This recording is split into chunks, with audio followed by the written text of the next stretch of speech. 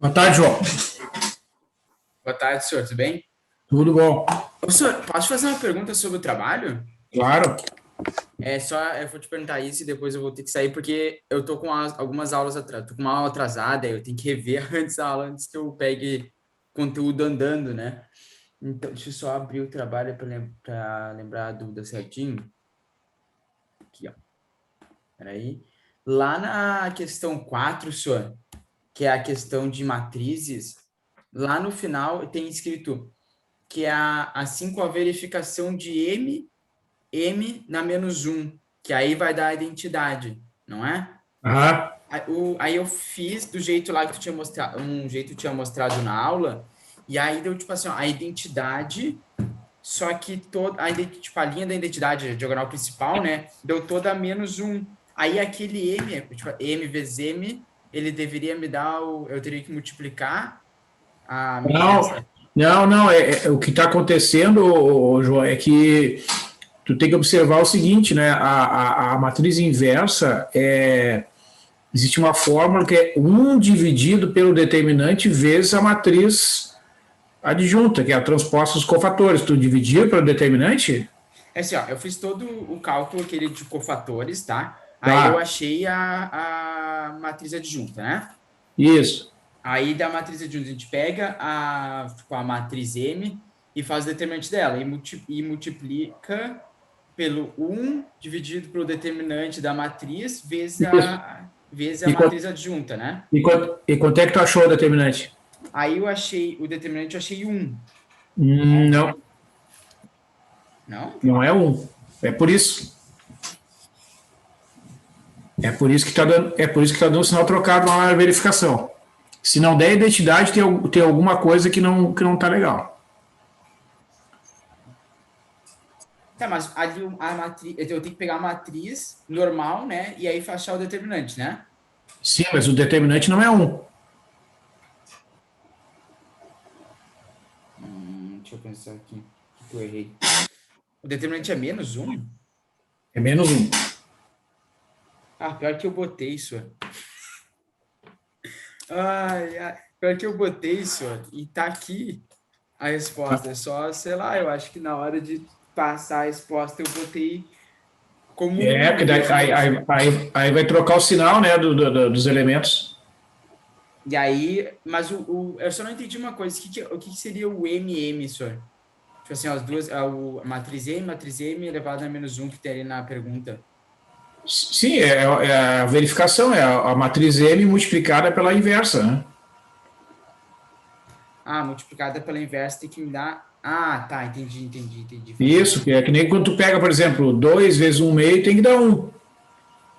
Ah, tá, entendi o que é o M. É, Tá, eu pensei. Tá, faz sentido é então. uma, é uma anotação matemática para representar a operação de multiplicação, né? A matriz pela sua inversa é igual à identidade. Tá, entendi. Beleza. Tá, mas Tá? senhor, uma pergunta. Quando, assim, ó, eu fiz a matriz adjunta, tá? E aí eu Tá. multipliquei pelo determinante da matriz. E aí eu tenho que achar já o. Eu já tenho que achar a matriz de identidade ou para eu. Ah, Não, tá. isso vai te dar a matriz inversa. Tá, não. Então tá viajando. Tá, entendi. Quando Beleza, senhor. quando tu multiplicar as duas é que vai dar a identidade. Tá. Não, beleza. Bom, pode dar uma olhada Fechou. nos exemplos lá que tu vai verificar que no final é feita esta operação, a matriz pela sua inversa, e o resultado final é que é a identidade. Que resultado final que é a identidade, né? Tá, beleza, Isso. fechou então. Tá, muito obrigado aí, senhor. Falou. Heitor, Bueno, é,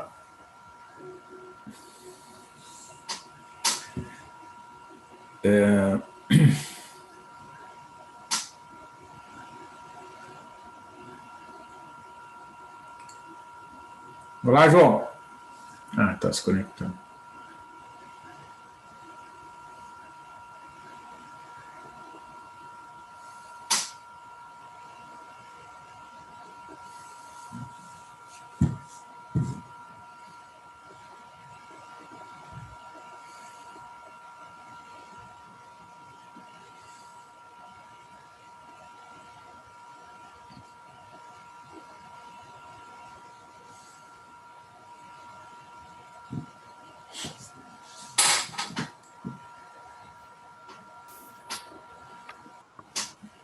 tarde, pessoal.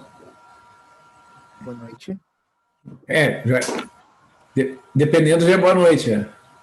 Pela escuridão.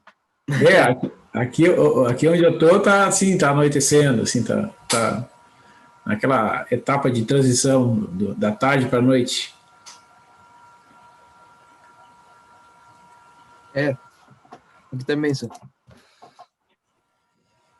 Bom, pessoal, eu hoje acho que o pessoal está meio envolvido aí nas resoluções das questões de trabalho, né? Mas, de todo modo, eu vou continuar o desenvolvimento dos nossos conteúdos previstos ali no nosso plano de ensino.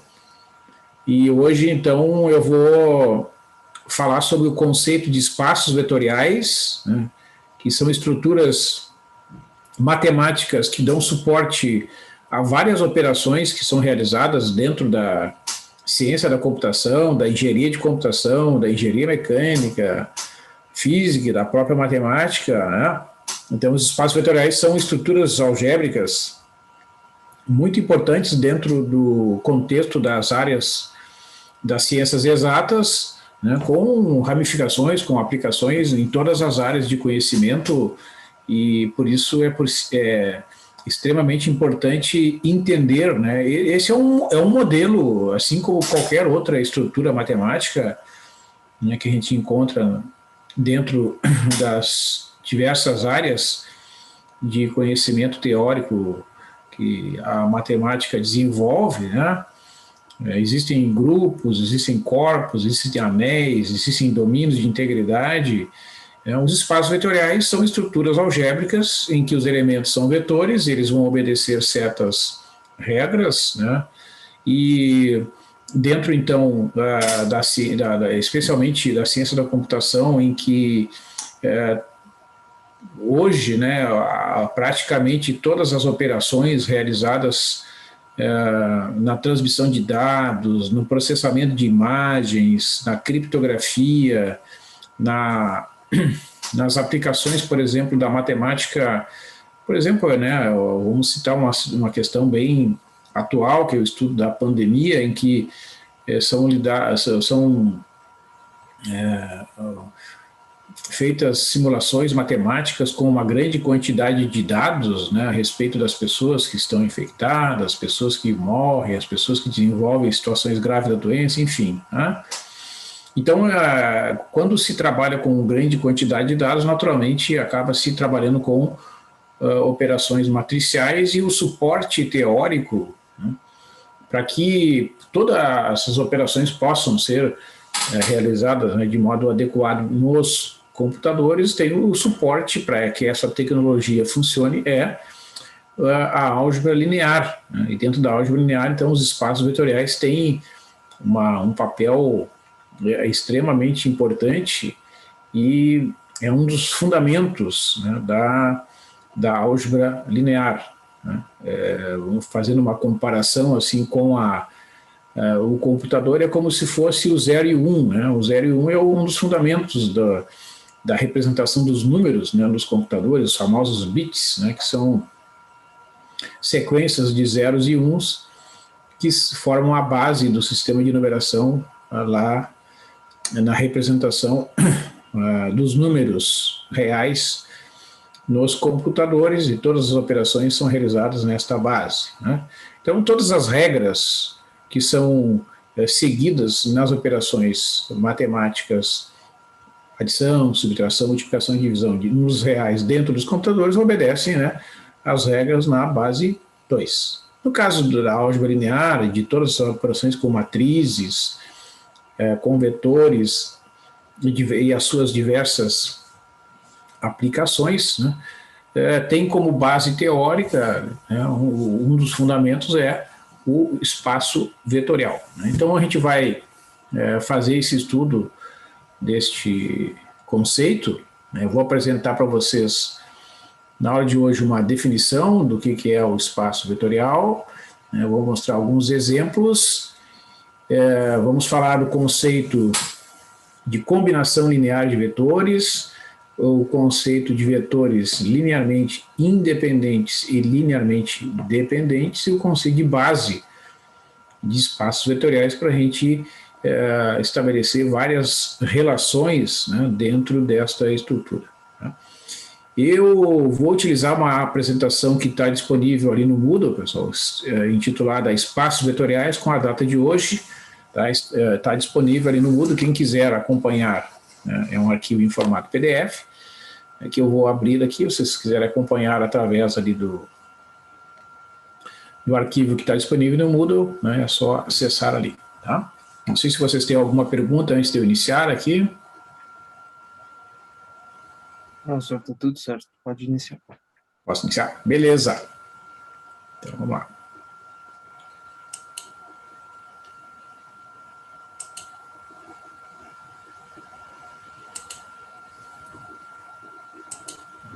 Então, só para mostrar para vocês aqui, ó.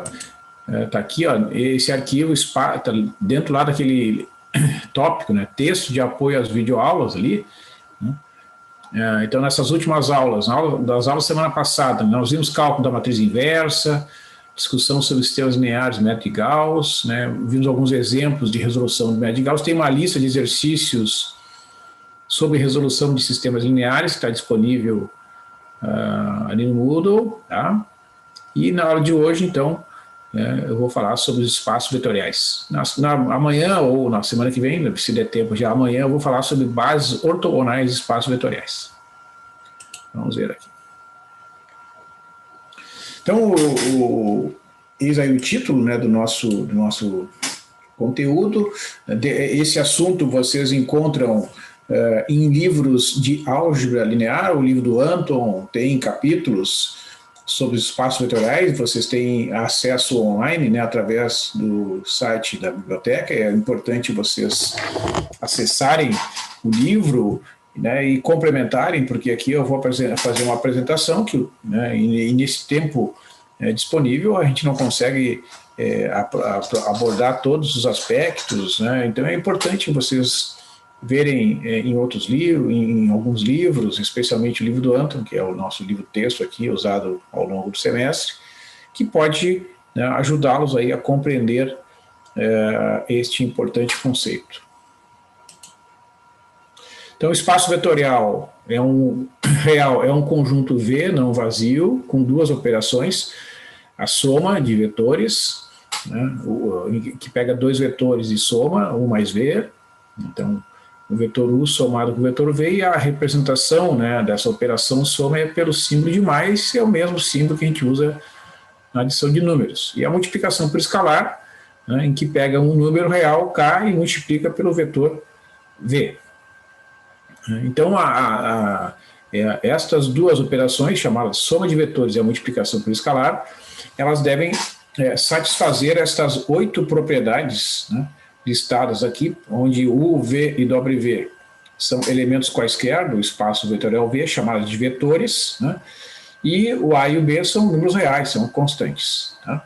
Então, antes de eu falar propriamente dessas propriedades, né, vocês talvez já tenham ouvido falar, e vou adiantar aqui, o R2, né, o plano XY, é o conjunto de elementos da forma XY, em que o x e o y são números reais. Se eu imaginar todos os vetores possíveis, imagináveis, né, do conjunto chamado R2, esse conjunto forma um espaço vetorial com a adição de vetores, como a gente conhece lá do início do semestre, e a multiplicação por escalar também é definida lá no início do semestre. Né? Elas vão satisfazer essas 8 propriedades aqui, ó, né? A primeira propriedade referente à adição diz que a adição de vetores é associativa, né? A segunda propriedade diz que a adição de vetores é comutativa. São duas propriedades semelhantes à adição de números reais, né? Existe um elemento neutro dentro do espaço vetorial V, que é o vetor nulo, que vai satisfazer essa condição. Qualquer vetor U somado com um vetor nulo é igual ao próprio vetor U, não importa a ordem, né? U mais o vetor nulo é igual ao vetor nulo mais U, que é igual a U. Então, esse vetor aqui é como ele representa, né, o mesmo papel que o número real, 0, representa na adição, né? Quando a gente soma um número com 0, dá o próprio número. Por exemplo, 3 mais 0 é 3. Né? Então, no caso dos vetores, né, o vetor nulo tem esta mesma propriedade. Todo vetor nulo possui um simétrico dentro do próprio espaço vetorial, que satisfaz essa condição, né? Todo vetor U somado com o seu simétrico resulta no vetor nulo. Então, essas 4 primeiras propriedades são relacionadas à adição de vetores e as 4 últimas relacionadas com a multiplicação por escalar, né? A constante A multiplicada pela soma U mais V é igual a vezes U mais A vezes V, é como se fosse a propriedade distributiva aqui, mas são elementos diferentes, né? O U e o V são vetores e o A é um número. Aqui eu tenho uma propriedade 6 que é simétrica, né? Eu tenho a soma de 2 números, A mais B, multiplicada por U. Então isso corresponde a vezes U mais B vezes U. É como se fosse também a propriedade distributiva. A propriedade 7 nos diz que se eu multiplicar 2 números A e B por U, é o mesmo que multiplicar o U primeiramente por B e depois multiplicar o resultado por A. É também semelhante à propriedade associativa de multiplicação, só que aqui a gente tem elementos de conjuntos diferentes, né? O U é um vetor arbitrário do espaço vetorial V, enquanto o A e o B são números reais. E, finalmente, a 8ª propriedade diz que todo vetor U multiplicado pelo número real 1 é igual ao próprio vetor U. Né? Então, a partir de agora, né, os elementos do espaço vetorial V munido, né, dessas operações de adição e multiplicação por escalar são chamados de vetores e as constantes são números reais de modo geral. Então, elementos, melhor dizendo, exemplos de espaços vetoriais, o R2, né, que eu mencionei há pouco, é um conjunto formado por vetores com 2 coordenadas, então as operações usuais que a gente conhece, né? Se eu pegar 2 vetores U e V, com coordenadas U1 e 2 e V1 e V2, respectivamente, a soma U mais V será definida por U1 mais V1, U2 mais V2, como a gente conhece lá do início do semestre. Qualquer constante multiplicada pelo vetor U resulta no vetor K vezes U1, K vezes U2, né, essa é a definição de multiplicação por escalar. Então, essas duas operações, a soma de vetores ou adição de vetores e multiplicação por escalares, vão satisfazer estas 8 propriedades aqui no R2. Né, isso é bem fácil de verificar. E, em geral, no R3, né, no Rn, que é um espaço vetorial em que cada vetor tem n dimensões, são exemplos, então, bastante conhecidos de espaços vetoriais. Né? O apelo, né, o do R2 e do R3 um pouco menor, é que no caso do R2 a gente consegue visualizar graficamente os vetores, né? A gente consegue ter um modelo que a gente representa no plano o conjunto de vetores, a gente consegue fazer, então, a representação gráfica da soma, de vetores normalizados, né? Quando a gente faz uma combinação linear, de todas as operações a gente pode representar graficamente. A gente até tem usado, né, o GeoGebra aqui durante as aulas para fazer esse tipo de representação. No R3 também é possível, né? Só que no R3 é um pouquinho mais limitada a utilização da representação gráfica, porque mesmo usando aqui o GeoGebra, nós vimos aqui, em alguns casos, não fica tão clara a representação, porque, evidentemente, objetos tridimensionais representados aqui no computador têm algumas distorções. Um outro exemplo, né, de um conjunto que também é um espaço vetorial é o conjunto das matrizes reais 2x2, né? Então, cada matriz 2x2 é um vetor, né? Então, esse conjunto é um espaço vetorial. Quando a gente define a adição de matrizes de forma usual, né, a gente soma os elementos correspondentes, e a multiplicação de matriz por uma constante também multiplica-se cada uma das posições da matriz por esta constante. Então, esse conjunto vai satisfazer. Aqui eu fiz a demonstração, a dedução da validade das 8 propriedades, né, que a soma de 3 matrizes obedece à associatividade, está aqui todo o desenvolvimento, que a adição de matrizes é comutativa, o elemento que é o vetor nulo desse espaço é a matriz formada só por coeficientes iguais a zero, porque somar uma matriz 2 por 2 com uma matriz nula vai dar, né, evidentemente, a própria matriz U. Né. Toda matriz possui o seu simétrico, né? Você pega essa matriz, A, B, C, D, e a matriz menos A, menos B, menos C, menos D, se eu somar as duas, evidentemente vai dar a matriz formada só de zero, que é o vetor nulo, né, desse espaço vetorial. As propriedades referentes às multiplicações por escalares também vão ser satisfeitas, como está desenvolvido aqui a distributividade, também a distributividade da soma, né, em relação à multiplicação, aqui a associatividade, e finalmente, né, evidentemente, o 1 é um elemento neutro na multiplicação, porque quando eu multiplico 1 por qualquer matriz, vai ficar 1 vezes A, 1 vezes B, 1 vezes C, 1 vezes C, que é o próprio vetor U. Então, aqui é demonstrado que, de fato, esse conjunto é um espaço vetorial. Eu fiz a apresentação desse exemplo para mostrar que existem, né, outros espaços vetoriais, né, além daqueles usuais, que são mais conhecidos como o R2 e o R3, e no caso especial, né, das matrizes 2 por 2, vocês podem imaginar que é como se fosse um espaço vetorial de dimensão 4, né, porque cada matriz tem 4 posições. Dentro dessa estrutura, então, os subespaços vetoriais obedecem a esta definição, né? Dado um espaço vetorial V, um subconjunto W contido em V não vazio será um subespaço vetorial de V. C.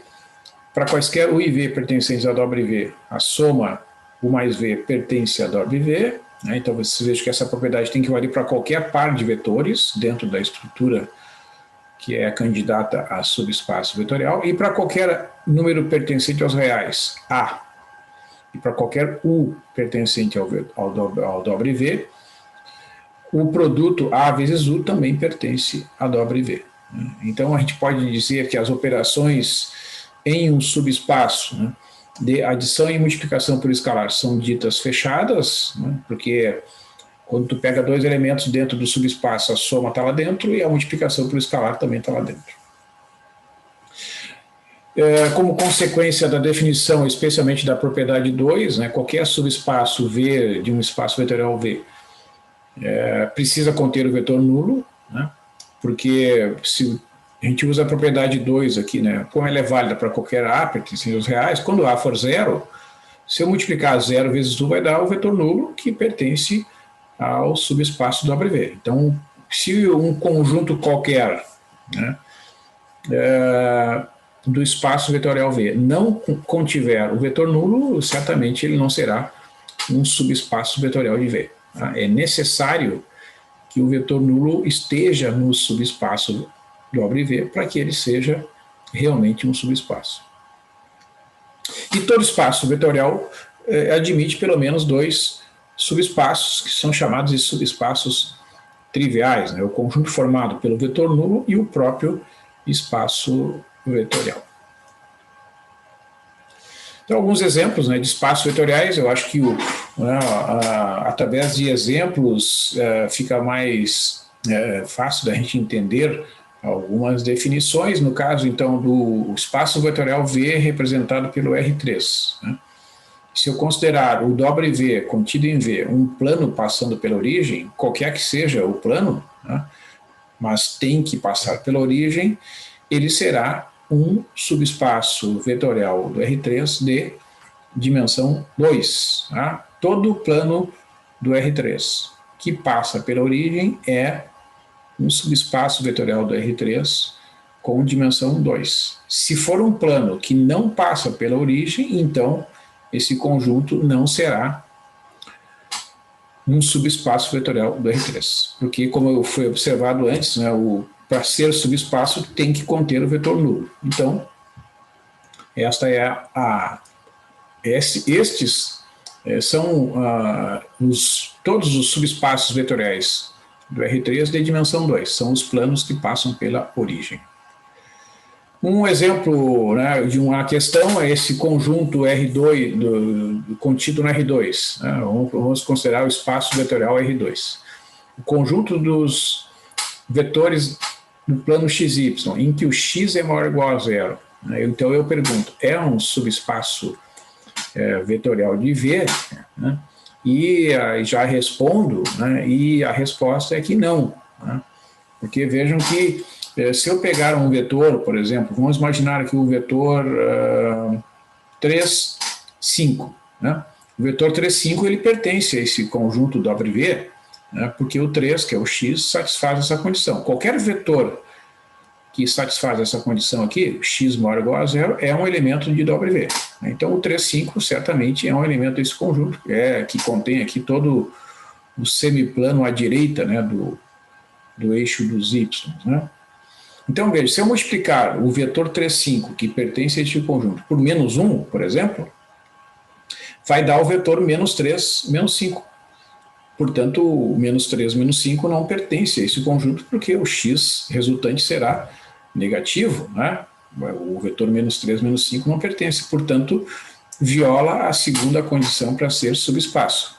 Para ser subespaço vetorial, se eu pego um elemento do conjunto W, multiplicando ele por qualquer número real, teria que dar de novo um vetor do conjunto W. Mas se eu pego o vetor 3, 5 e multiplico por um número negativo, como menos 1, o resultado é menos 3, menos 5, que não pertence a esse conjunto. Portanto, esse conjunto W, de fato, não é um subespaço vetorial do R2. Então, em relação ao R2, né, quais são os subespaços vetoriais do R2? Os subespaços triviais, isto é, o W, que é formado somente pelo vetor nulo do R2, tá? E o próprio R2. Esses são os chamados subespaços triviais, sempre são subespaços de qualquer espaço vetorial. E além dos subespaços triviais, nós temos as retas que passam pela origem, né? Que tem a equação dada por y igual a vezes x, onde o a é um número real qualquer, né? Pode ser positivo, negativo, isso vai me dar todas as retas, né? Esta equação aqui nos fornece todas as retas possíveis e imagináveis que passam pela origem, né? Por exemplo, y igual a x, y igual a 2x, y igual a menos x, y igual a menos 3x e assim, né? Qualquer que seja o valor do A, vai dar uma reta que passa pela origem, e todas elas, cada uma delas é um subespaço vetorial do R2 de dimensão 1, né, porque vão ser geradas por um único vetor. Tá? Então são esses os únicos subespaços vetoriais do R2. Além dos triviais, as retas que passam pela origem. Qualquer outro conjunto, né, que não esteja enquadrado nessa categoria aqui, né, não é um subespaço vetorial do R2. No caso do R3, né, nós temos os seguintes subespaços vetoriais. O conjunto W formado unicamente pelo vetor nulo, aqui é um equívoco, né, pessoal? É o vetor nulo do R3, então aqui é o 0, 0, 0, tá? Depois eu corrijo. E o próprio R3, então são os chamados subespaços vetoriais triviais. Além desses subespaços triviais, as retas que passam pela origem, né, que são da forma K vezes V, onde V é o vetor diretor da reta ABC, né? Nós vimos lá no início do semestre que todas as retas do R3 têm um vetor que é o chamado vetor diretor, né, que origina as equações paramétricas. Então, de modo geral, os múltiplos de um vetor são formas reduzidas de representar uma reta do R3 que passa pela origem. Qualquer outra reta que não passe pela origem não será um subespaço vetorial do R3. E os planos que passam pela origem, que são combinações lineares de dois vetores, V1 e V2, né, linearmente independentes, então serão os subespaços vetoriais de dimensão 2. Né? Então nós temos as retas que passam pela origem, que são os subespaços vetoriais de dimensão 1, contidos lá no R3, e os planos que passam pela origem, gerados, então, por dois vetores linearmente independentes, que são os subespaços vetoriais de dimensão 2, contidas no R3. Não existe mais nenhum tipo de subespaços vetoriais no R3, além desses elencados aqui.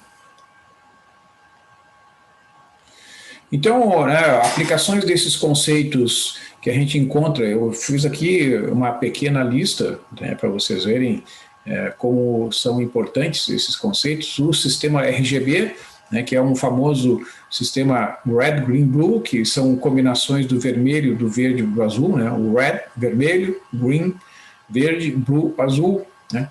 E aqui no GeoGebra, inclusive, né, a gente tem essa possibilidade, ó, quando vocês representam, por exemplo, um elemento no GeoGebra, né, se vocês entrarem nas configurações, por exemplo, um vetor, vamos fazer um exemplo aqui, ó, para vocês verem. Vou escolher um vetor aqui, tá? Vou botar aqui o vetor, sei lá, vetor 3, 4, tá ali. Então aqui, ó, nas configurações, né, deixa eu ver aqui, essas aqui são as configurações, eu vi em algum lugar, a gente vai procurar aqui.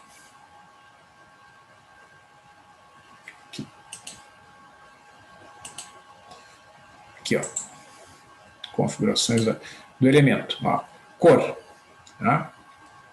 Aqui, ó, vocês têm a possibilidade, ó, de fazer combinações, né, do vermelho, ó, do vermelho, do verde e do azul, tá? Por exemplo, o preto aqui, ó, né, vocês vejam que está escrito 000, né, porque lá no sistema RGB é 0 vermelho, 0 verde e 0 azul, né? Aqui, ó, por exemplo, vamos pegar aqui, ó, vamos escolher uma cor aqui, ó, tá? Então eu vou botar 131 para o vermelho, né? Vou botar aqui 194 para o verde e aqui, sei lá, 62 de azul, ó. Então vai dar essa cor resultante aqui, ó. Por que deu mais verde, né? Porque eu escolhi um coeficiente bem maior para a cor que é o verde. Agora eu vou lá, ó, eu botei 194, eu vou diminuir aqui, ó, vai diminuindo, ó, e vou aumentar o azul, ó. Então o azul vai ser dominante, né, ó, tá vendo?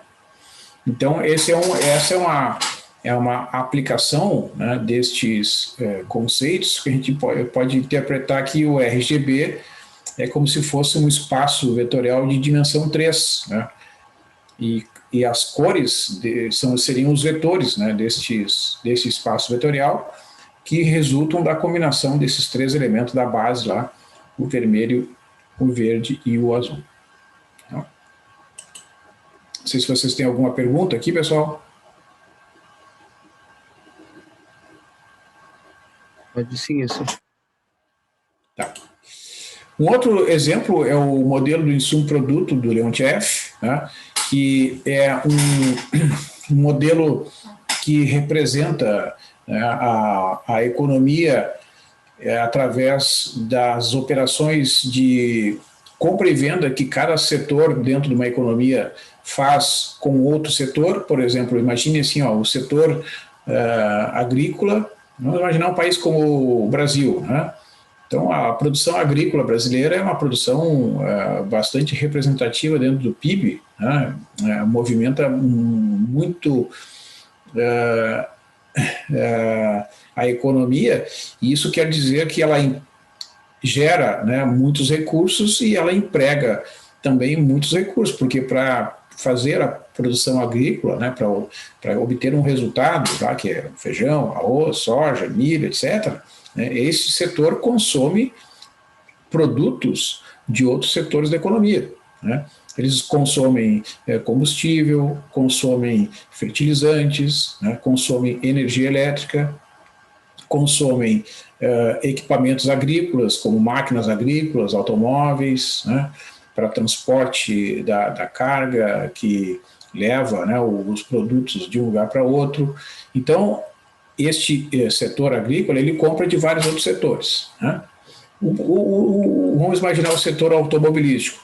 Para ele produzir, né, os seus bens, ele também consome produtos vindo de outros setores. Então, esse modelo do Leontief, ele faz uma modelagem matemática destas relações, né? Leontief foi um matemático que se trabalhou, né, ao longo da sua vida, fez os seus trabalhos nos Estados Unidos, no início do século XX, e aí ele começou essa modelagem na economia americana lá pelos anos 40 do século passado. Ele trabalhava com matrizes de tamanho 42 por 42 na época, ou seja, ele dividiu o setor, a economia dos Estados Unidos em 42 setores naquele momento, porque tinha muitas limitações computacionais, né, e outras limitações. Quando chegou ali nos anos 60, ele já estava trabalhando com matrizes com 1000 linhas e 1000 colunas, né, como se fosse uma divisão da economia americana em 1000 setores diferentes, tá? E ganhou o prêmio Nobel por isso, enfim. Então, ele realmente desenvolveu bastante este modelo. No Brasil, existe uma equipe dentro do IBGE que já tem um modelo de insumo-produto da economia brasileira dividida em 12 setores. Lá tem a matriz de insumo-produto dentro do site disponível para consulta pública. O movimento de robôs, né, que também obedece a uma série de restrições, né, a gente observa quando a gente vê desenhos, quando a gente vê filmes, quando a gente vê vídeos mostrando, né, o movimento de robôs, que são objetos que têm uma série de limitações, né, porque os movimentos eles obedecem restrições no ângulo, restrições na força. Então esses movimentos são modelados matematicamente através de vetores, né, para que o robô obedeça questões de segurança e eficácia, né, nas suas movimentações, né. Então, o estudo do DNA, que também obedece a uma série de regras de combinação linear entre as proteínas, né, que compõem essas moléculas, enfim, tá? Então, existem inúmeras aplicações desses conceitos, e quando a gente fala de aplicação, não significa que a gente vai seguir a regra ipsis literis, né? Nas aplicações sempre existem adaptações das definições matemáticas na situação prática. Então, um importante conceito que tem relação com o que a gente viu ali no GeoGebra, né, é o que a gente chama de combinação linear entre vetores, né? Então, a gente imagina aqui um espaço vetorial V e vetores V1, V2, etc. Vn, tá? E A1, A2, AN, números reais. Então, quando eu faço o vetor V1 multiplicado pelo número A1, o vetor V2 multiplicado pelo número A2, mais, etc., o vetor Vn multiplicado pelo número AN, esta expressão aqui, né, que vai resultar num outro vetor, que vai ser chamado simplesmente de V, é um elemento do espaço vetorial V, que é chamado de combinação linear dos vetores V1, V2 e Vn, né? Certo? Então, vamos imaginar aqui o R2, tá? Então, o R2 e dois vetores, V1 é o vetor 1, 0, e o vetor V2 o vetor 0, 1. Então, essa expressão aqui, ó, 3 vezes V1 mais 4 vezes V2, é uma combinação linear de V1, V2. Né? Ó, 3 vezes V1 mais 4 vezes V2, é só fazer as continhas aqui, vai ficar 3 vezes 1, 0, vai dar 3,0. Né? Se eu multiplicar o vetor V2 por 0 por 4, vai dar 0 e 4.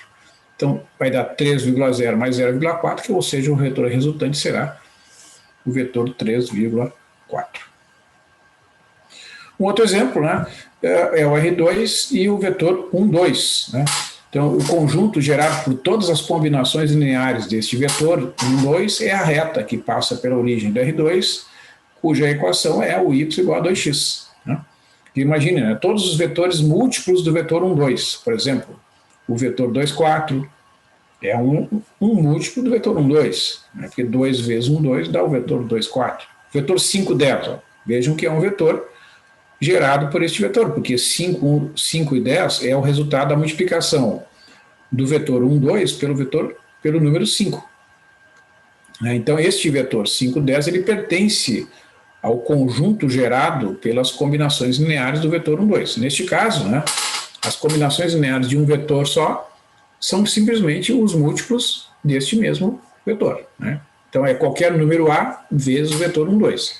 Então, como é um vetor só, essas combinações lineares necessariamente vão preservar, né, essa relação entre o y e o x, né? O y será sempre o dobro do x. Tá? Então, o vetor 10 menos 6, ele não pertence a esse conjunto gerado pelo vetor 1, 2, porque, evidentemente, que o menos 6 não é o dobro de 10. Né? Então, esse vetor 10 menos 6 não é múltiplo do vetor 1, 2. Né? Se eu multiplicar A vezes 1, dá 10, né? O A teria que ser 10. Mas 10 vezes 2 não dá menos 6. Então, não existe nenhum número que, colocado aqui, vá fazer com que esta expressão A vezes 1, 2 seja igual a 10 menos 6. Não existe solução para esta multiplicação. Né? Então, a interpretação é que o vetor 10 menos 6 não pertence ao espaço gerado pelas combinações lineares do vetor 1, 2, e de fato ele não pertence à reta y igual a 2x. Né? Um outro exemplo são os vetores do R3, né, que todo vetor do R3 é a combinação linear dos vetores I, J e K. Né? Todo vetor XYZ do R3, né, é uma combinação dos vetores I, que é o vetor 1, 0, 0, o vetor J, que é o vetor 0, 1, 0, e o vetor K, que é o vetor 0, 0, 1. Vocês vejam que XYZ, que é esse elemento aqui, ele representa um elemento qualquer do R3. Todo vetor do R3 é XYZ. Né? O X é um certo número, o Y é um outro, e o Z é um outro número. Né? Qualquer que seja o vetor. Então vocês vejam que qualquer que seja o vetor, ele é o resultado desta combinação. Né? X vezes o vetor 1, 0, 0, mais Y vezes o vetor 0, 1, 0, mais Z vezes o vetor 0, 0, 1. Tá? Que corresponde, né, na anotação do I, do J e do K, a esta expressão aqui. Né? X vezes I, mais Y vezes J, mais o Z vezes o K, onde o I, o J e o K são esses vetores aqui de cima. Né? Então, a gente pensando, né, desta forma aqui no R3, você veja como é parecido isso, né, com este processo aqui. Né? Toda vez que eu entro aqui no sistema RGB, né, é como se eu estivesse trabalhando, né, num espaço vetorial de dimensão 3, né, em que eu tenho a possibilidade de fazer combinações lineares, né, do vermelho, do verde. Ó, veja quando eu coloco assim, a gente coloca vermelho lá. Ó. Depois aqui, ó, verde. E a terceira é azul. Né? Então, vocês vejam, ó, se eu diminuo o coeficiente do vermelho, né, se eu diminuo o coeficiente do verde, né, e deixo bem alto lá o coeficiente do azul, vocês vejam que a cor predominante é o azul, né, a cor resultante lá terá um peso maior, né, tendendo para o azul. Né? Ó, agora, se eu faço, né, uma diminuição aqui desse coeficiente, ó, ele fica lá 20, e aumento aqui, ó, vocês vejam que a cor predominante é o verde, porque ó, dos três coeficientes, o do meio, que é o do verde, é o maior de todos. Então a cor resultante, né, vai preservar essas características e vai ter uma pequena contribuição aqui do vermelho, uma pequena contribuição aqui do azul. Agora, gente, se eu aumentar dois deles, eu vou aumentar o vermelho, né, e o verde, deixar o vermelho um pouquinho menor, ó. Tá? Por quê? Porque quando eu faço vermelho mais verde, dá amarelo. Tá? Quer ver? Ó? Se eu tirar o azul, botar o azul igual a zero, e maximizar, ou botar o vermelho e o verde lá no máximo, vai dar amarelo. Tá? Então, essa cor amarela que a gente enxerga aqui no monitor dos computadores, tá? Nessa tonalidade, especialmente aqui no GeoGebra, ele é o resultado de vermelho mais verde. Eu não sei se vocês fizeram, né, aquelas experiências com têmperas. Fizeram experiência com têmperas na escola? Lembram disso? Quem é que brincou com têmpera lá na escola?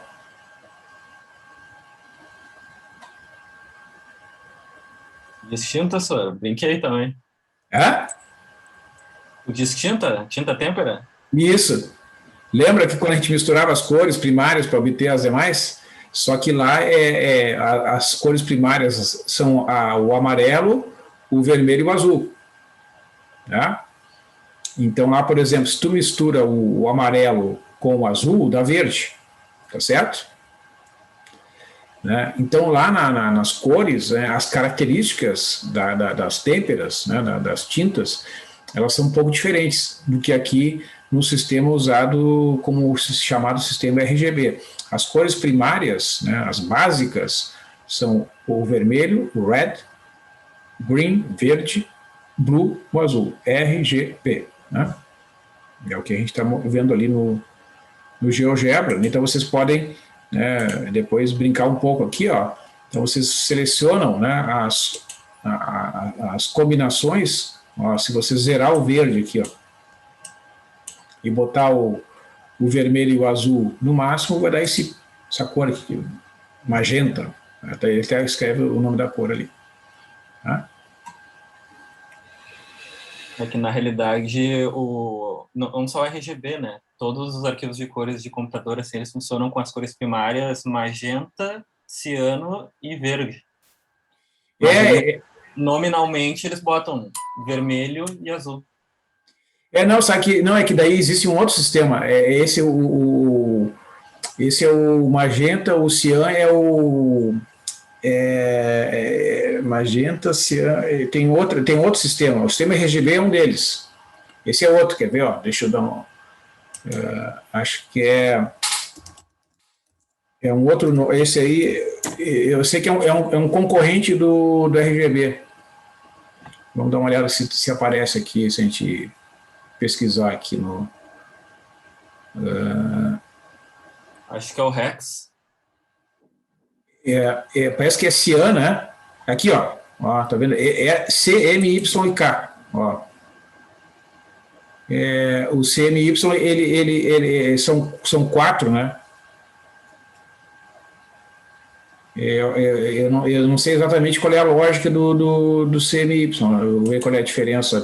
Aqui até tem um artigo que fala da diferença entre os dois sistemas. Ó. Eu sei que o sistema RGB ele usa essa lógica aí. Ele usa a lógica de ciano, magenta, amarelo e preto.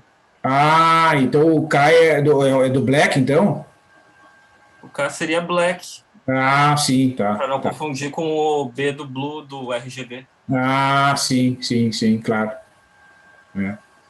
Aí tem que entrar. É uma outra. Tem ali, ó. Quando tu pega as três, que dá o preto ali no meio, né? Na intersecção ali.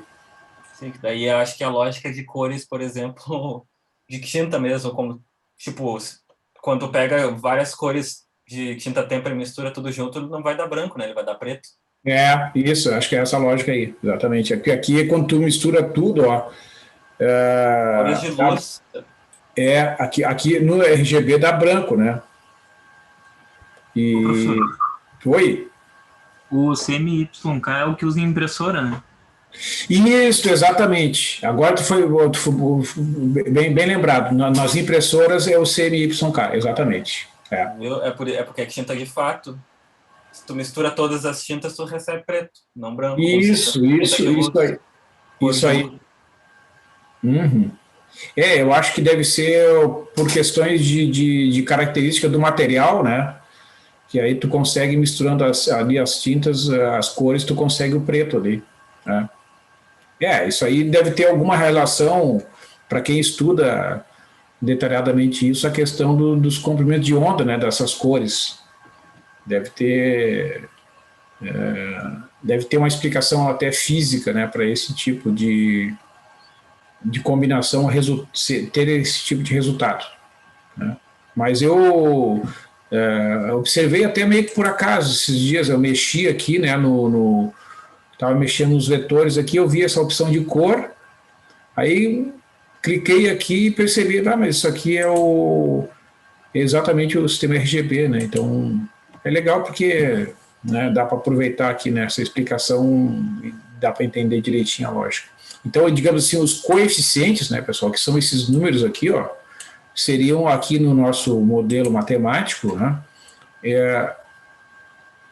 esses números aqui, ó, né, ó, um certo coeficiente vezes o verde, digamos, um certo coeficiente vezes o vermelho e um outro coeficiente vezes o azul, né, então pensando assim no RGB. Né, claro, é uma modelagem, né, mas é uma boa descrição.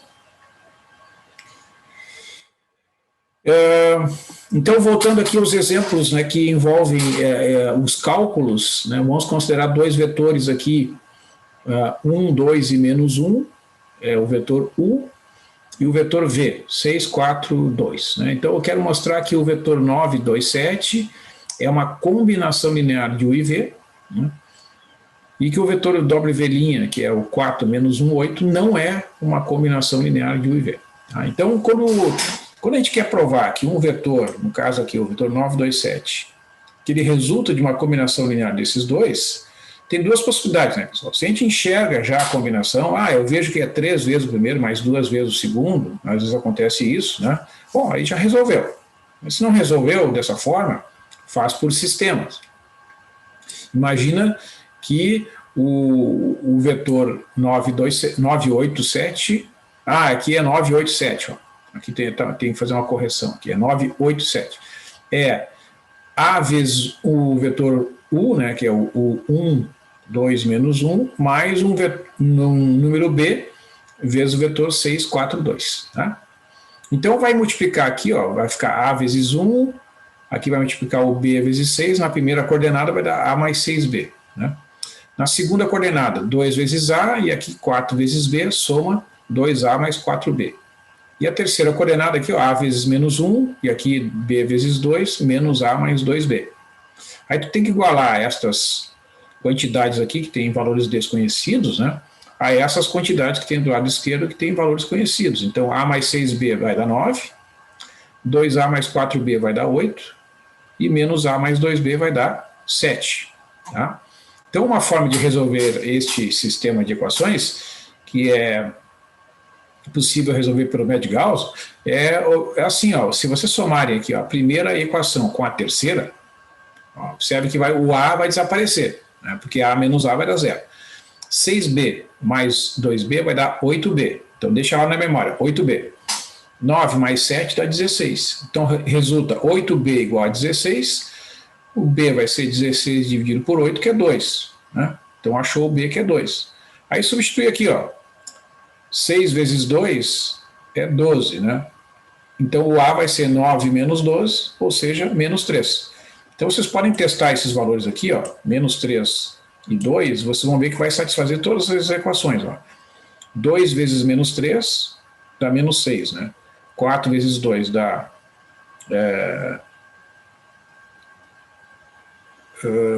tem que dar 8. Mas então... já que não tem solução aqui. Então é 2 mesmo. Puxa vida, eu fiz a confusão aqui, pessoal. É 2, ó.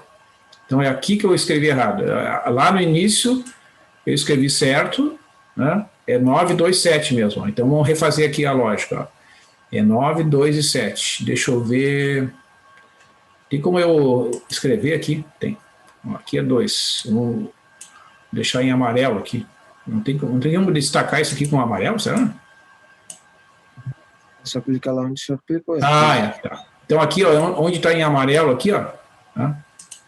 Vocês imaginem que é 2, tá? E aqui a mesma coisa. 2 aí.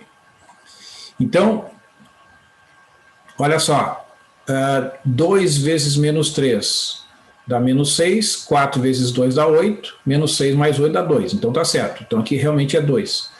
E menos 3 dá 3, né? 2 vezes 2 dá 4, 3 mais 4 dá 7. Então realmente só tem que corrigir aqui, né? Observar que o elemento é o vetor 9, 2, 7. Tá? Depois eu corrijo e republico lá. Mas está registrado aqui. E o exemplo que a gente quer mostrar que o vetor W', que é 4 menos 1, 8, não é uma combinação linear desses dois vetores, 1, 2, menos 1, e o V, que é o 6, 4, 2, né, é observar que se eu imaginar que 4 menos 1, 8 é uma combinação linear desses dois, né, então eu vou ter A vezes 1, 2, menos 1, mais B vezes 6, 4, 2. Somando aqui, ó, vai ficar A mais 6B igual a 4, na primeira equação, 2A mais 4B igual a menos 1, na segunda equação, e menos A mais 2B igual a 8. Tá? Então, eu escrevi aqui o desenvolvimento da solução, usando o método de Gauss, né, e representei esse sistema aqui, ó, na forma de matriz ampliada. Tá? Então, eu tenho 1, 6 e 4 na primeira linha, 2, 4 e menos 1 na segunda linha, e menos 1, 2 e 8 na terceira linha. Então, o que eu fiz? Para zerar o 2 e o menos 1, eu fiz menos 2 vezes a linha 1 mais a linha 2. Ó, menos 2 vezes 1 dá menos 2. Soma com 2 dá 0. Menos 2 vezes 6 dá menos 12. Mais 4 dá menos 8. E menos 2 vezes 4 dá menos 8. Soma com menos 1 dá menos 9. Então, a segunda linha ficou 0, menos 8 e menos 9. A terceira linha eu simplesmente somei com a primeira. Ó, menos 1 mais 1 dá 0. 2 mais 6 dá 8. E 8 mais 4 dá 12. Tá?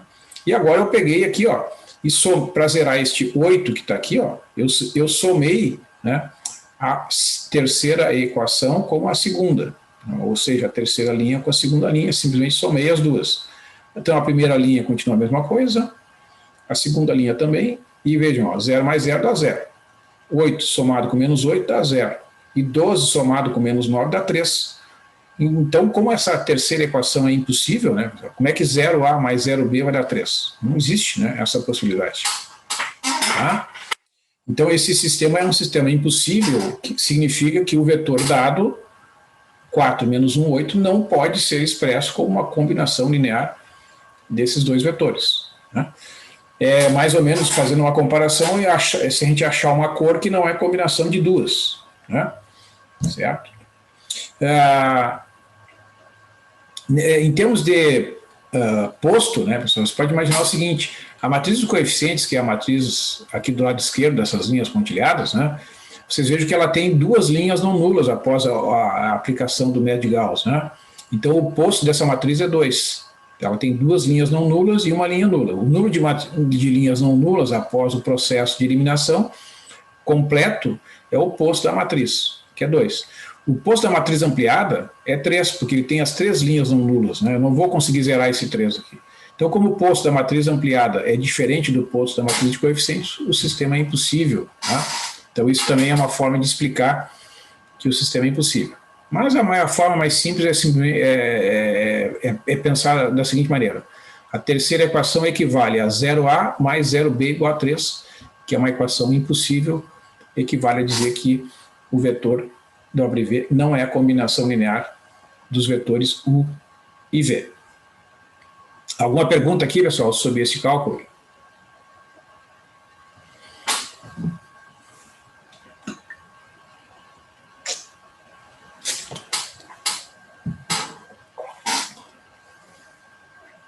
Muito bem. Então, eu vou falar sobre o conceito de dependência e independência linear, que são dois conceitos relacionados, né? Não tem sentido falar num e não falar no outro. Né? Então, um conjunto de vetores, V1, V2, Vn, é linearmente independente, que é chamado de LI também, se a equação A1 vezes V1 mais A2 vezes V2 mais AN vezes Vn igual a 0 implica A1 igual a 0, A2 igual a 0 e AN igual a 0. Então, a solução trivial é a única quando o conjunto é linearmente independente. Porque vocês vejam que se eu colocar 0, 0, 0, 0, vai dar 0. Né? Vamos fazer um testezinho lá no GeoGebra. Aqui. 0, 0 e 0. Ó. Então, aqui no GeoGebra, né, se eu faço A combinação 0, 0, 0 dá preto. Professor, uma dúvida. Se o senhor colocar Oi. tudo no máximo, o que que acontece? Vamos ver.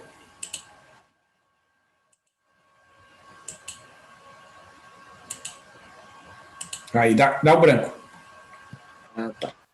Então, Não lembrava. neste modelo, né, não, interessante a pergunta, e a gente tem então os extremos, né? Se tu pega a ausência das três cores, dá o zero, e o máximo das três vai dar o branco, né? Então, essa é a representação dentro desse modelo, tá? Mas assim, eu digo para vocês, isso depende muito, né, do tratamento que é dado. Vocês podem observar ali que no sistema, né, nesse outro sistema que vocês falaram, o SMYK, aqui é o contrário, digamos assim, né? Porque tu vê, quando tu tem as três cores, né, o que esse diagrama está dizendo? Ó? Quando tu tem as três, né, na intersecção, dá o branco, que é exatamente esse exemplo aqui, né? Quando tem os três coeficientes do máximo, dá o branco. Lá no SMYK é o contrário. Quando tu tem as três, né, aí tu tem na verdade são quatro, né? Então quando elas se encontram aqui, ó, dá o preto, né? Então é uma lógica um pouco diferente, tá? Então por isso que ele fala da diferença ali. Então, depois vocês podem dar uma olhada se tiverem interesse, né? Então, como eu digo a vocês, uma coisa é o modelo teórico, né? Outra coisa é a aplicação. Então, são, digamos assim, dentro da aplicação, existem certas situações, principalmente as situações de limite, né? Que é no caso do preto e do branco, que cada sistema pode ter um tratamento diferente. Então, voltando aqui, né, à definição, ó, vamos imaginar, ó, as três cores, né, os três vetores lá, o verde, o vermelho e o azul, né, para dar o zero, que seria a ausência de cores, né, que seria a cor ali, pelo resultado é a cor preta, né, tu tem que botar tudo zero, tá? Mas na verdade, se a gente pensar assim em termos no espectro, né, a ausência de cor é o branco, né?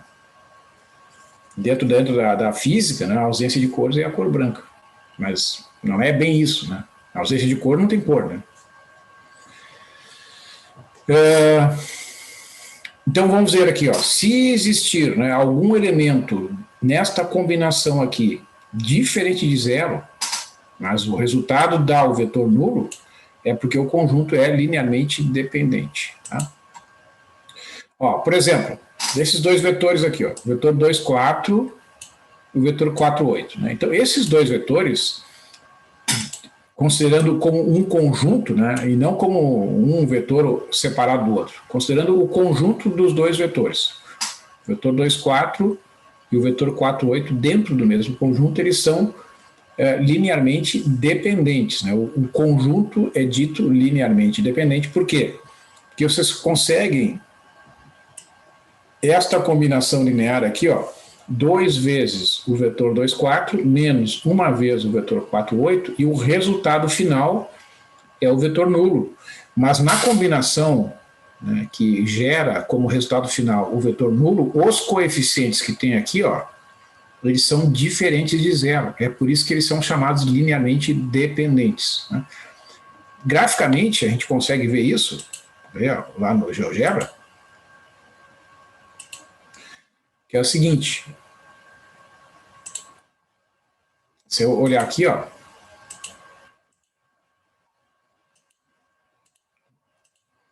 vou pegar o vetor 2, 4, vou representar, e vou representar o vetor 4, 8.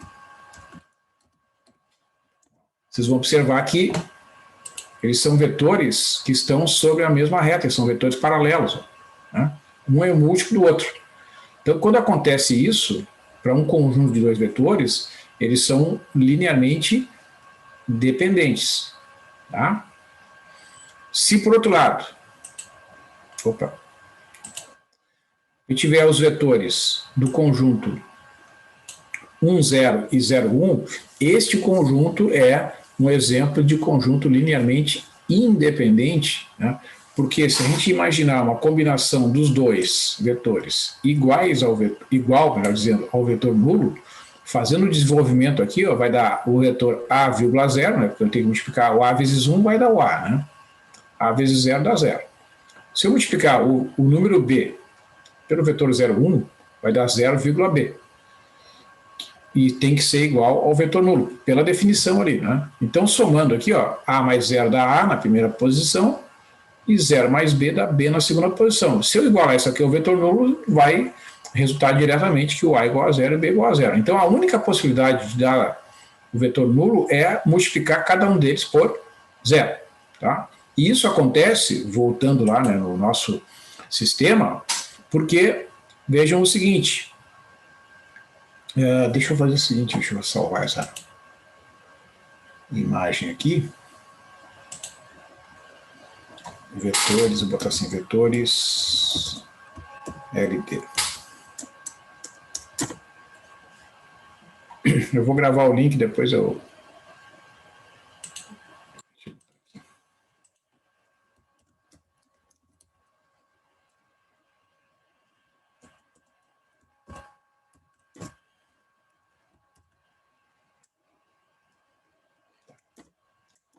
LD, e agora vamos pegar e vou mostrar para vocês aqui, ó. Aquele outro exemplo. É bem fácil de ver. Por exemplo, se eu pegar o vetor 1, 0, né, o vetor 0, 1,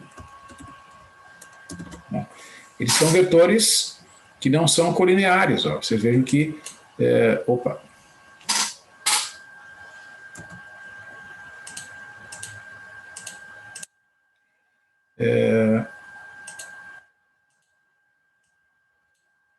Eles são vetores que não estão sobre uma mesma reta, não tem como um ser múltiplo do outro, quando eles estão nessa posição aqui, ó. Somente se eles estiverem sobre a mesma reta, ou no mesmo sentido, como no gráfico anterior, ou em sentidos diferentes, né? Ou mesmo em sentidos opostos. Tá? Então, e nesse caso aqui, eles são linearmente independentes. Né? Então, vou compartilhar isso aqui, depois eu atualizo lá o documento.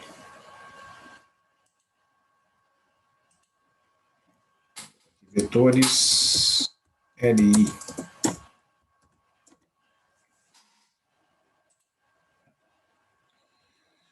Agora no R3, né, alguns exemplos. Esse conjunto formado pelos vetores 1, 0, 0, 0, 1, 0 e 0, 0, 1 é um conjunto linearmente independente, tá? Porque se a gente imaginar A vezes o vetor 1, 0, 0, mais B vezes o vetor 0, 1, 0, mais C vezes o vetor 0, 0, 1, igual ao vetor nulo, resultará multiplicando A, o B e o C pelos seus vetores correspondentes, A, 0, 0, 0,b,0 e 0, 0 e C. Sobre esses três aqui, vai dar o vetor A, B, C igual ao vetor nulo, portanto, A vale 0, B vale 0, C vale 0. Então, a única solução é a solução trivial, portanto, esse conjunto é linearmente independente. Né? Também a gente consegue enxergar isso, né, lá na nossa calculadora 3D, né? Porque esses vetores eles vão formar a chamada base canônica do R3, né, que são vetores perpendiculares 2 a 2. Né, eles vão formar um triedro que vão gerar todos os vetores do R3 a partir das suas combinações lineares. Né, multiplicar o vetor 1, 0, 0 por um certo número, o vetor 0 e 1, 0 para um outro número e o 0, 0, 1 por qualquer número.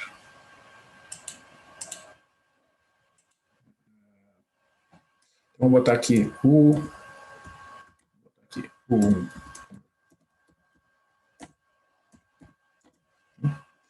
O 2, 0, 1, 0. Né? E o 3 igual a 0, 0, 0, 1. Né? A gente vê claramente, né, que esses vetores eles são né, perpendiculares 2 a 2, né? Cada um deles dá a direção de um dos três eixos do R3, né? E é bem interessante esse recurso aqui, né? A gente consegue visualizar, né, estes elementos. Então eu recomendo, vocês podem se inscrever aqui no projeto. Eu me inscrevi, né? Já estou logado ali, então eu posso compartilhar. Ó. Vetor, eu vou botar assim, a base canônica do R3. Vou botar aqui o acento. Esse termo base canônica é porque é a base mais conhecida, tá, pessoal? Então, vou botar lá.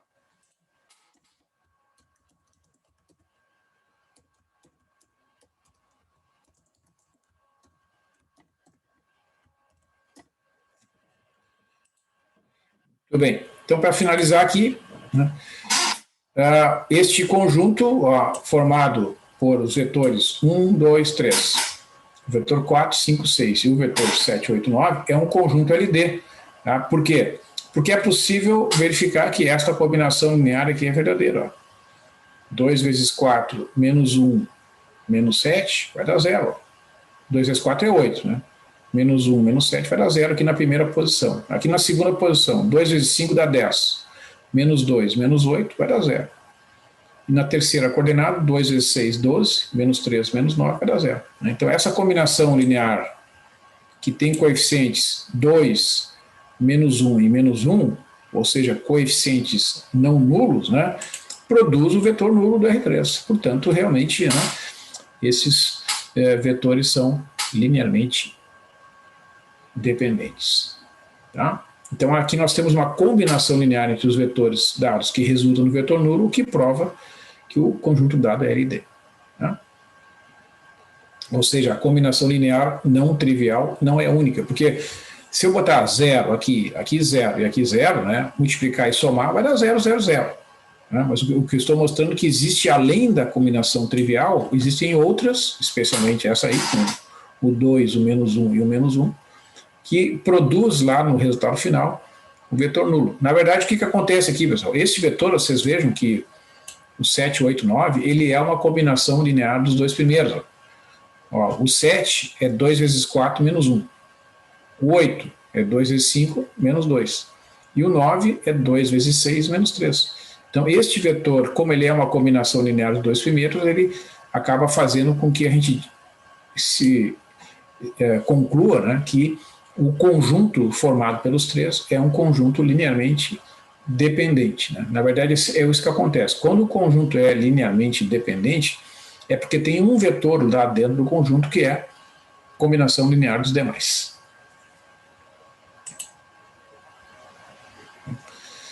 Então, a gente chega aqui no conceito de base, né, de um espaço vetorial, que é um conjunto de vetores que tem que ser linearmente dependente, né? Então um conjunto V1, Vn de vetores do espaço vetorial V será uma base de V se o conjunto V1, V2, Vn é linearmente independente, se ele é Li, né? E se o conjunto gerado pelas suas combinações lineares dá como resultado o espaço vetorial V, isto é, a condição 2 significa que todo vetor do espaço vetorial V é combinação linear dos vetores V1, V2, Vn. Quando essas duas condições são satisfeitas, né, a gente vai chamar o conjunto V1, V2, Vn de base. Né? Fazendo ali a analogia, né, com as cores que nós vimos, né, a gente pode imaginar que o R, o G e o B, né, são a base, né, do espaço das cores naquele sistema. Então, um exemplo bastante conhecido é a base canônica do R2, que são esses dois vetores, o vetor 1, 0 e o 0, 1, que nós já vimos ali, né, que é um conjunto linearmente independente, e todo vetor xy do R2, evidentemente, é uma combinação linear desses dois vetores, né, porque o vetor xy, seja ele qual for, é x vezes o vetor 1, 0 mais y vezes o vetor 0, 1. Né? Bem tranquilo. Ou seja, todo vetor é uma combinação do vetor 1, 0 e do 0, 1, ou seja, do E1 e do E2. E também é usada a notação IJ, né, para a base canônica do R2, onde o I representa o vetor 1, 0 e o J representa o vetor 0, 1. Né? Esta base aqui também é uma base do R2, o vetor 1, 1 e o vetor 0, 1, só que ela não é, base canônica, né? Porque daí tu tem que provar, primeiro, que é um conjunto linearmente independente, que é o que eu faço aqui, ó, supondo uma combinação linear dos dois vetores A vezes o vetor 1, 1, mais B vezes o vetor 0, 1, igual ao vetor nulo, resulta a soma do vetor A,A com o vetor 0,B igual ao vetor nulo. Somando aqui, ó, A mais 0 dá A, na primeira coordenada, e A mais B dá A mais B. Então eu terei, igualando, né, que a primeira equação me diz que o A vale 0, pela igualdade aqui, né? E a segunda equação me diz que o A mais B vale 0. Como eu já sei que o A vale 0, substituo aqui e concluo que o A vale 0 e o B vale 0, e isso prova que o conjunto é linearmente independente, né? E a gente tem que mostrar, então, que todo vetor V do R2 é uma combinação linear desses dois vetores, isto é, todo vetor XY é um número multiplicado pelo vetor 1, 1, mais um outro número multiplicado pelo vetor 0, 1. Nesta equação aqui, pessoal, as incógnitas são o A e o B. O XY é conhecido. Eu preciso descobrir qual é o A, qual é o B que eu tenho que colocar aqui para que o resultado final seja X na primeira posição e Y na segunda. Então, desenvolvo, fica A vezes 1, 1, A,A. B vezes 0, 1, 0,B, ou seja, A e A mais B. Então, a primeira posição tem que dar X, né? Então, A vale X. E a segunda equação me diz que o A mais B tem que ser igual a Y. Substituindo o valor de A por X aqui na segunda equação, eu concluo que o B tem que ser Y menos X. Então, vejam que para produzir como resultado final o vetor XY, a conclusão é que XY é X vezes o vetor 1, 1 mais Y menos X vezes o vetor 0, 1. Isto é, esta igualdade aqui, ó, está me dizendo que todo vetor do R2 é uma combinação linear desses dois vetores, o vetor 1, 1 junto com o vetor 0, 1. Por exemplo, o 4 e 6, ó, o x é 4 e o y é 6. Então, substituindo aqui, né, fica 4 vezes o vetor 0, 1, y menos x, que é 6 menos 4, dá 2. Então, esta combinação linear aqui, ó, né, ó, vai gerar o vetor 4, 6. Dá para fazer as contas, né, direto ali, 4 vezes 1 dá 4. 2 vezes 0 dá 0, soma na primeira coordenada, vai dar 4. Né? E na segunda coordenada, 4 vezes 1 é 4, 2 vezes 1 é 2, soma dá 6. Aqui, ó, o vetor 5, 1. Né? 5 vezes 1, 1, menos 4 vezes 0, 1, dá o vetor 5, 1. Né? É só fazer a continha aqui, 5 menos 4 vezes 0, né? Ó, 5 vezes 1 é 5, 4 vezes 0 é 0, 5 menos 0 dá 5 na primeira coordenada. E na segunda, 5 vezes 1 dá 5, 4 vezes 1 dá 4, 5 menos 4 dá 1. Né? E a mesma coisa aqui nessa combinação. Né?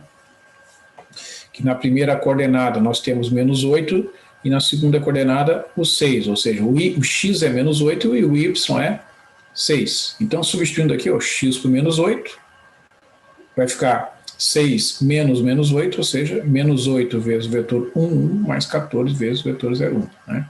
Então, esses exemplos aqui são apenas casos particulares dessa fórmula que comprovam, né, todos esses cálculos comprovam que esse conjunto realmente é uma base do R2.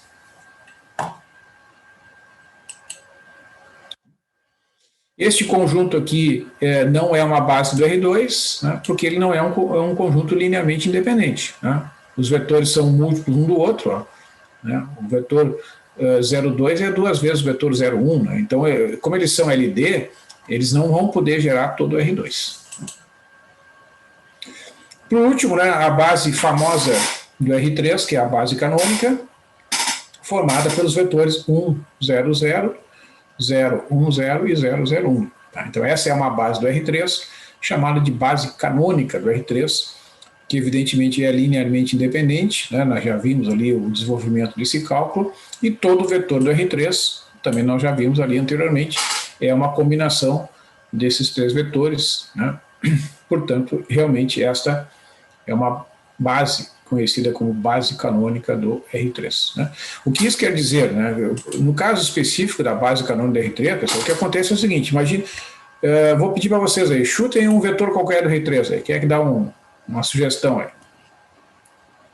Podem chutar qualquer vetor aí, por favor, do R3.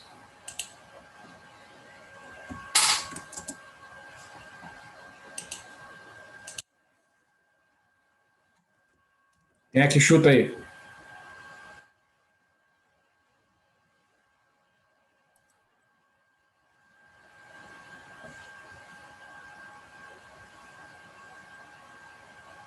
Vamos lá, pessoal. Dê um chute de um vetor da R3 aí, por favor.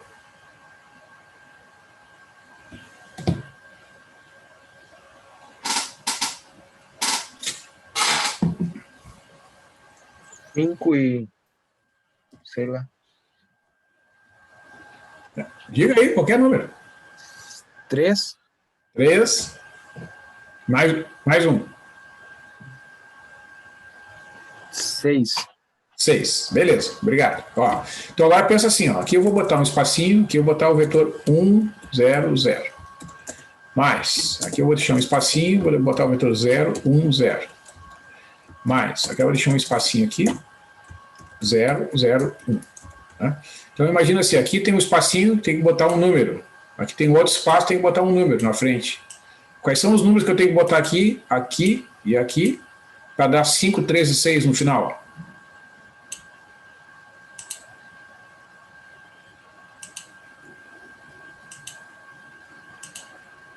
Qual é o número que eu tenho que botar aqui, ó, nessa primeira posição? Multiplicando o vetor 1, 0, 0.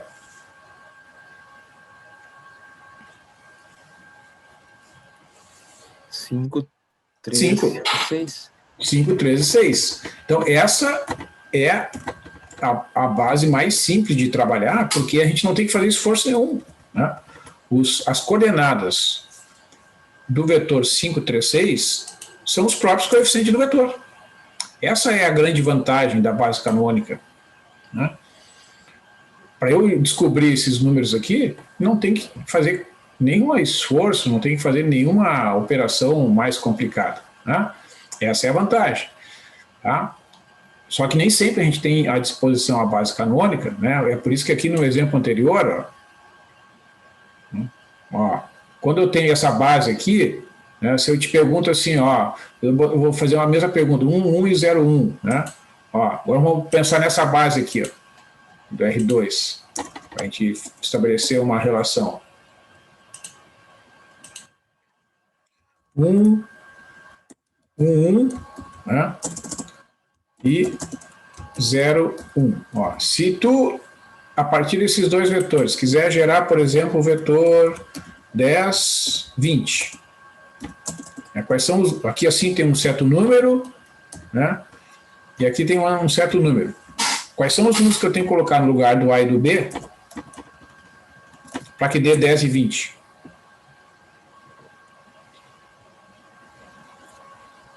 Eles mesmos, né? 10 e 20? Hã? São eles mesmos? Não. Agora aqui não é base canônica, ó, tá vendo? Ah, tá. Ó, vai ser 10 e 10.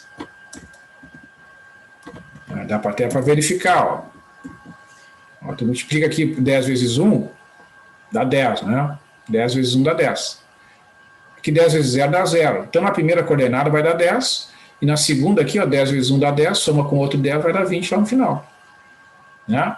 Então quando a gente trabalha com bases que não são formadas só de uns e zeros ali, é mais difícil a gente resolver a combinação linear. Tá? Então, claro que a base canônica acaba tendo, né, a preferência na utilização porque pela simplicidade, né?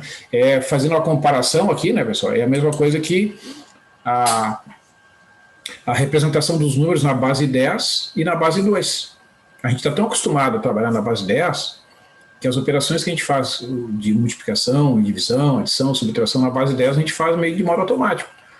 Se tu começar a fazer na base 2, no início tu vai estranhar, mas depois, né, acaba automatizando. Então é a mesma coisa. Ok? Então, eu vou encerrar por aqui, pessoal. A gente continua na aula de amanhã, tá? Valeu a participação aí e até amanhã, então. Uma boa noite Até para amanhã. vocês. Boa noite.